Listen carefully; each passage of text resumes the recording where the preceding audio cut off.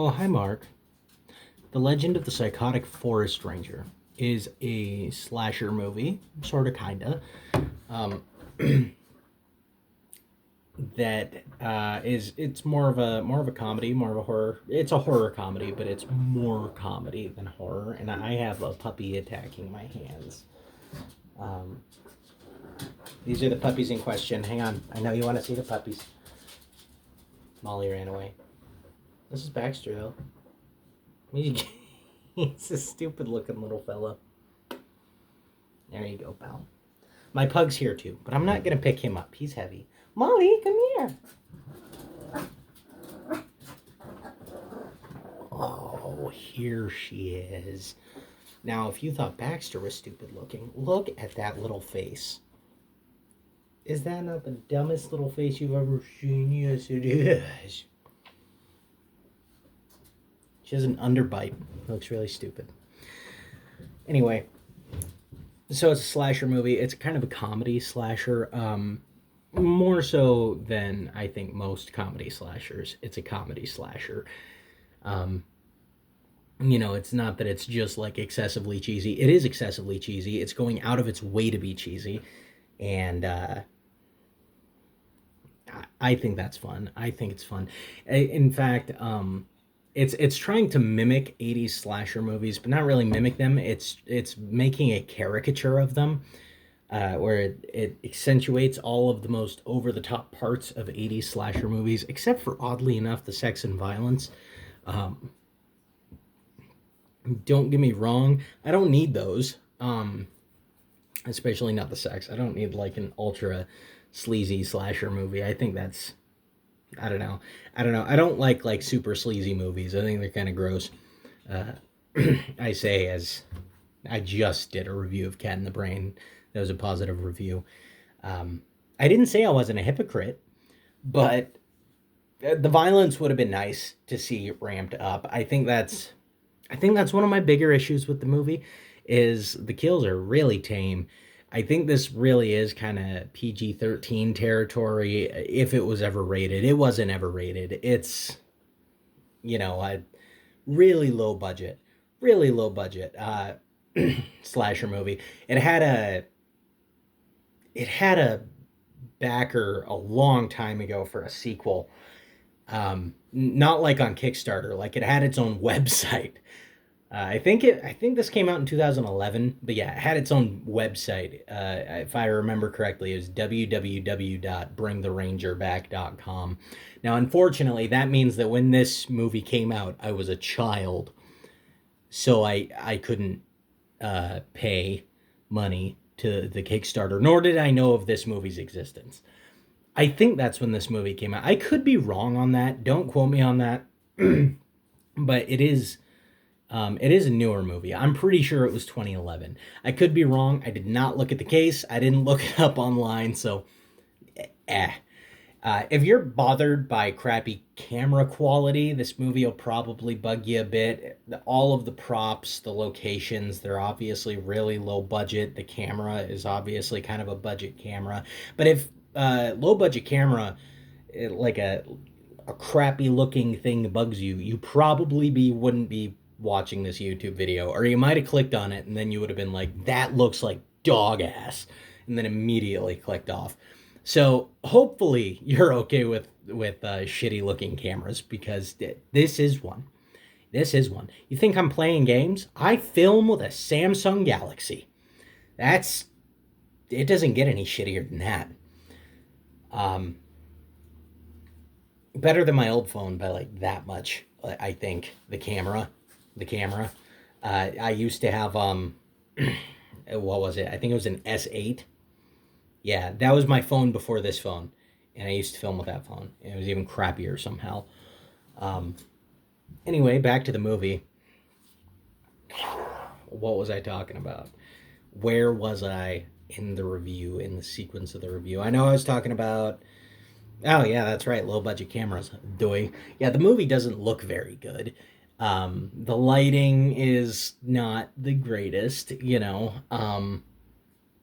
The special effects aren't even that great, which is unfortunate. I think if you're doing a low budget movie, you should try to go all out for the special effects. But this movie strikes me as something where not like everybody knew what they were doing per se, and it was just kind of like a let's make a movie, you know. Um, I don't know if it was that. I don't mean to speak for the director and the crew and the cast, because for all I know, I don't know. Maybe they went to film school. Maybe they have other experience in the film industry. I don't know, but that's what it felt like to me. That being said, the kills are fun. They are fun. There isn't very much gore. There is technically a halving kill that happens off screen, and you see the aftermath of it, and the aftermath looks very silly. I appreciate the aftermath because you can totally tell that the legs of the guy from the waist down is like a mannequin legs with fake intestines coming out of him. And then the guy is laying there on the ground, or maybe I guess the fake intestines are coming out of him. The guy's laying there on the ground with these fake mannequin legs over there, and he's got like a ghillie suit on his legs to make it blend in with the forest. Um, but it's a fun little effect nonetheless, especially if you spot that, because it makes it even goofier. And their goal with this movie is to be goofy and to have fun with it. You can very much so see that through the forest ranger. From what I heard, I think this is one that I watched the director's commentary on, if I'm remembering it correctly.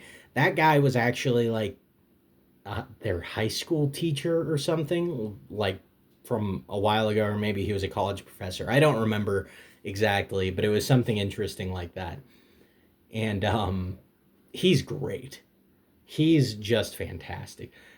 He has all these one-liners, and he has all of the spastic charisma you could ever ask for with an over-the-top slasher killer performance.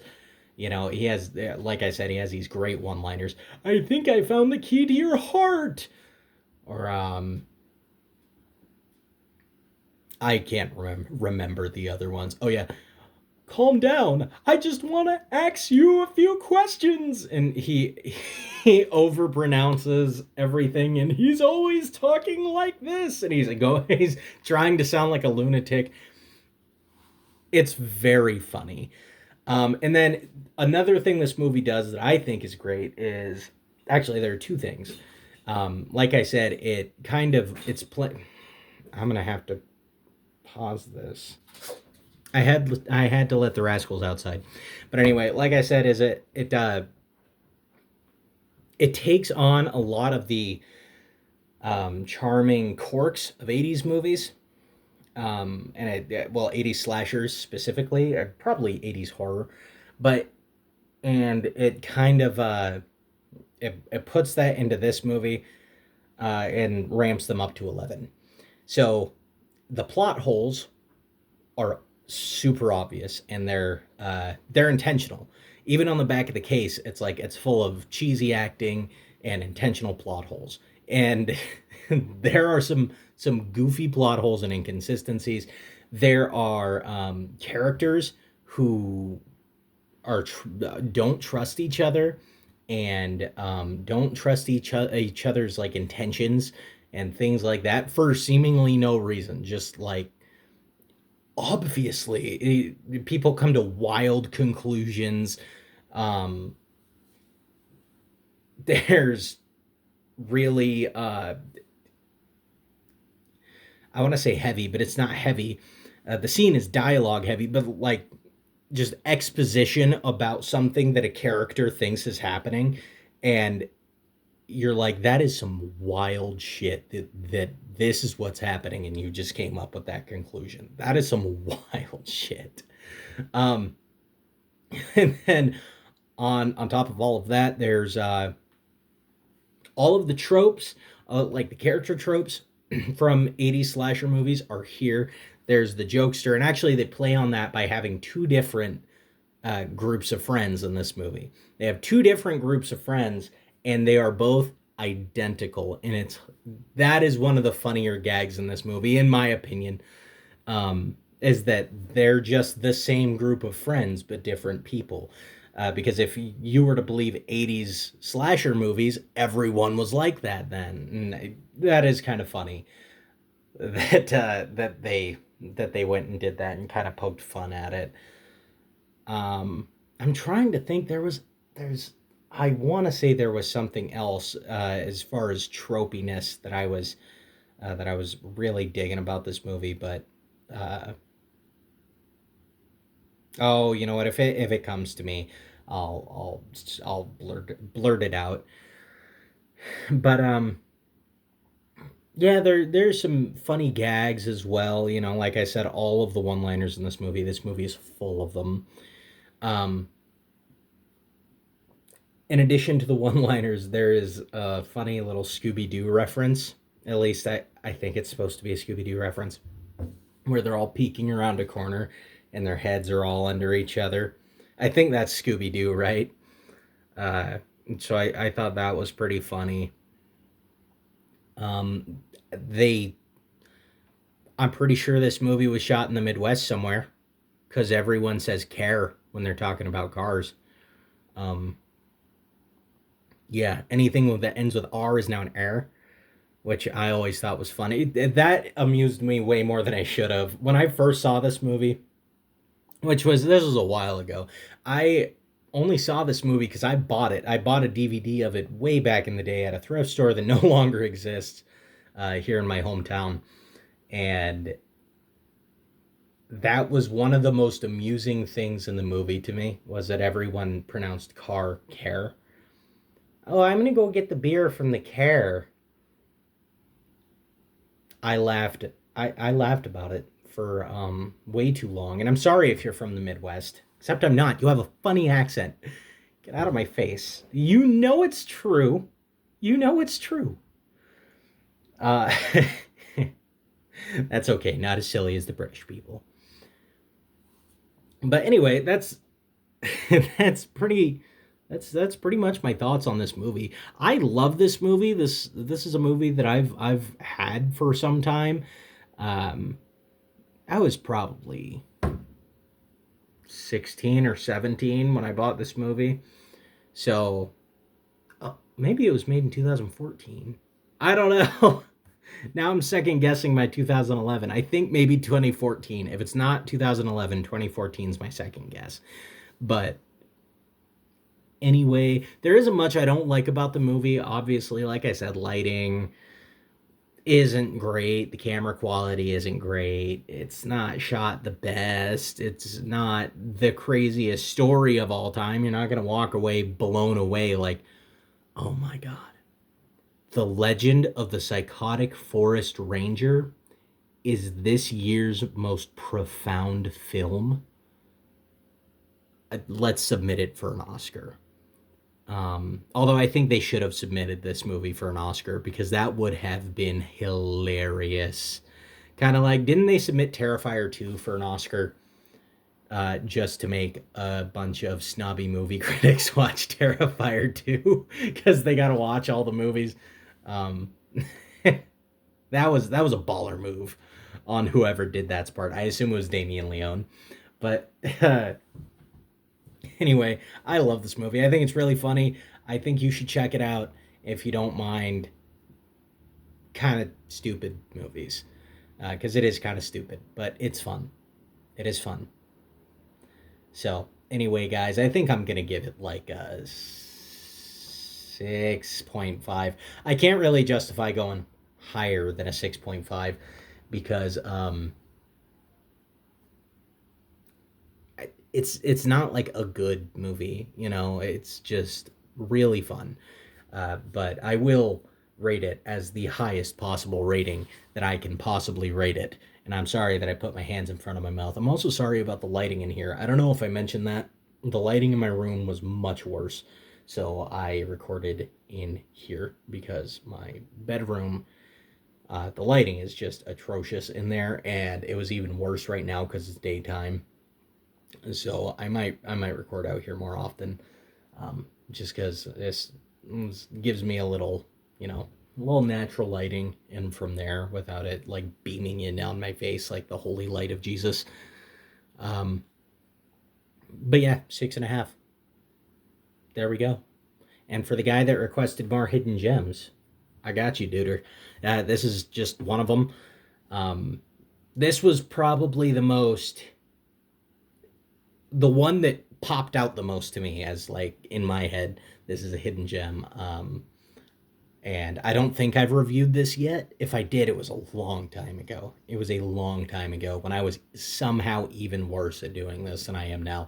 If you don't believe me, go back and watch those videos. You'll regret every fucking second you spend looking at my stupid goddamn face. And not only was it a stupid face, it was an even fatter face. I'm going to stop insulting myself.